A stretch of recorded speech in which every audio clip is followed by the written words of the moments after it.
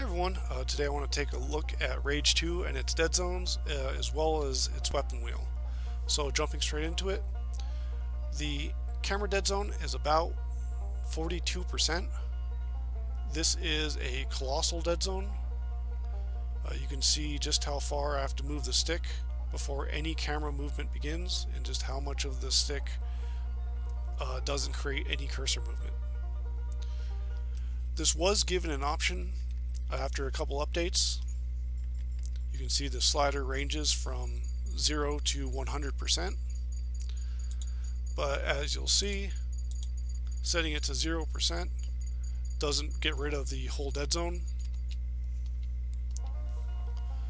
It leaves about a 24% Deadzone. So despite this slider having 100 increments, this only makes about an 18% change in the Deadzone size. 25% is a pretty common Deadzone size, but it is large. And so really, essentially what the slider makes a difference of is a colossal Deadzone to an average large Deadzone.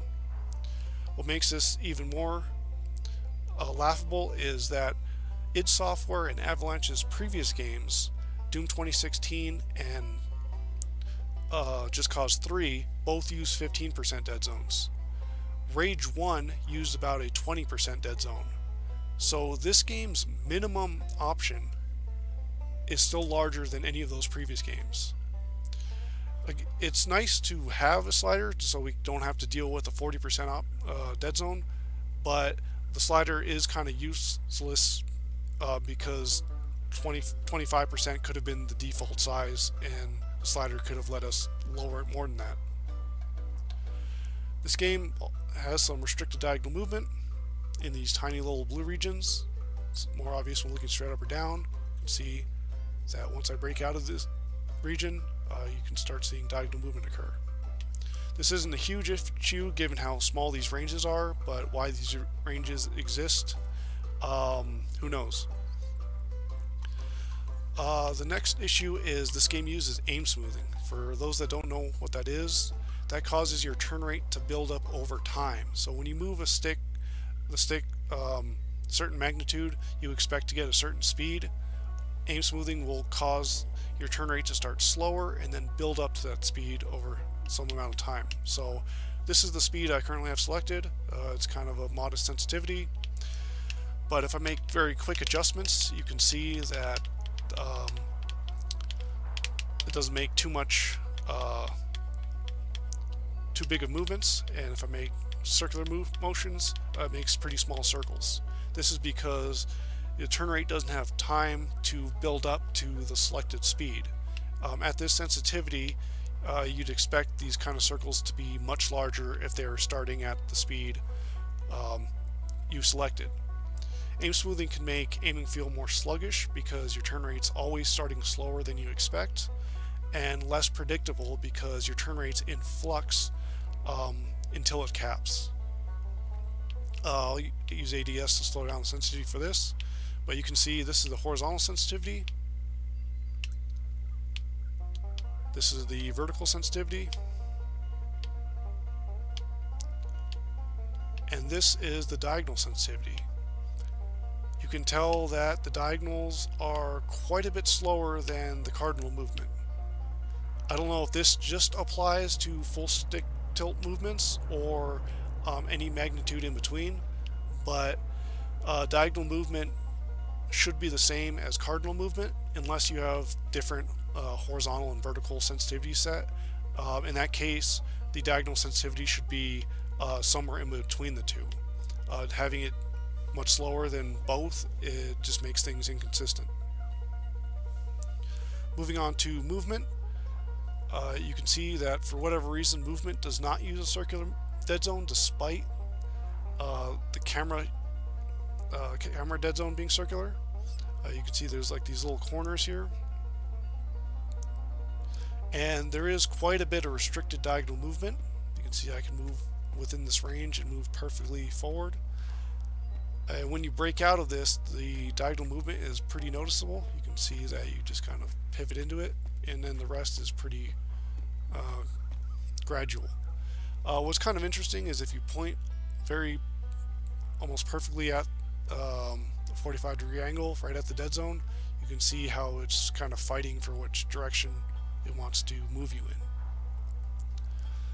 The shaded region just represents the sprint threshold, so if you try sprinting when your stick's not in the shaded region, you won't sprint. If you are in the shaded region, you will begin sprinting, and if you exit it, you'll stop sprinting. It's as simple as that.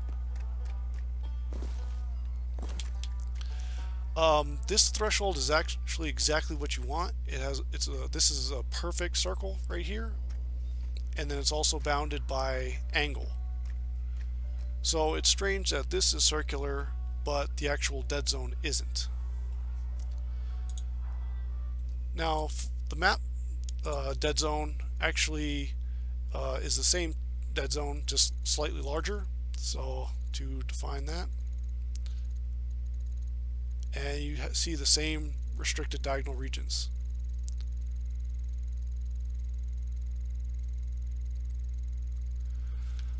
Now, of course, the map dead zone is the least important. You don't need any kind of precision for this, but circles are always better. The last thing I want to talk about is the weapon wheel. So the weapon wheel is accessed through the Y button, but this implementation sets it up where tapping the Y button gives you your previous weapon, and holding it brings up the wheel. Now, I've always been against this system, mainly because it creates a delay on the wheel, so you can instantly swap between your previous weapons, but if the rest of your roster requires a delay to access. And I also feel this is kind of redundant, because if you want your previous weapon, you can just select your previous weapon through the wheel. So you're kind of gimping the other 6 weapons in favor of just 2. Now,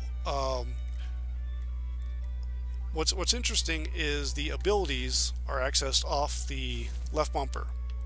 So if you tap the left bumper, you dash. If you hold, you use focus. But this is also a modifier where if you use the face buttons or the right bumper, you can use your abilities. So while you're holding left bumper and press one of those buttons, you can use an ability.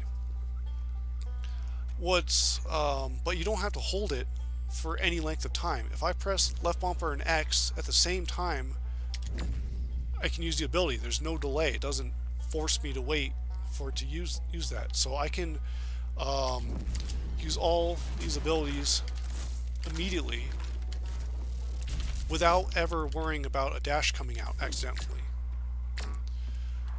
Now, they probably didn't do this for the wheel because they want you to be able to move around while tapping this.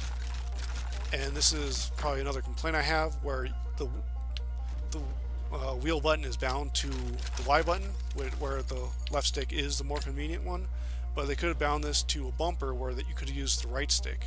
In that case, you could have the wheel register immediately, and if you selected a direction, you would select that weapon. If you didn't point the stick in a direction, you would change to your previous weapon, essentially making the center position of the wheel be a previous weapon input. So that way you can get instant access to the weapon wheel and still have your previous weapon bind. Of course, again, they didn't use that probably because they want you to move, because you are kind of limiting your movement. But because of this delay, it does affect your movement. But that about covers it. To sum up everything, this game uses a rather large dead zone, and the slider lowers it to an average sized large dead zone. This game uses aim smoothing, slightly restricted diagonal movement, slower diagonal sensitivity. The movement dead zone isn't circular and restricts some diagonal movement. The weapon wheel is unresponsive in favor of squeezing in a previous weapon input. But it does have extremely responsive ability options, so that's great. But unfortunately, all those other things are kind of unresponsive. But thanks for watching, and everyone, have a good rest of your day.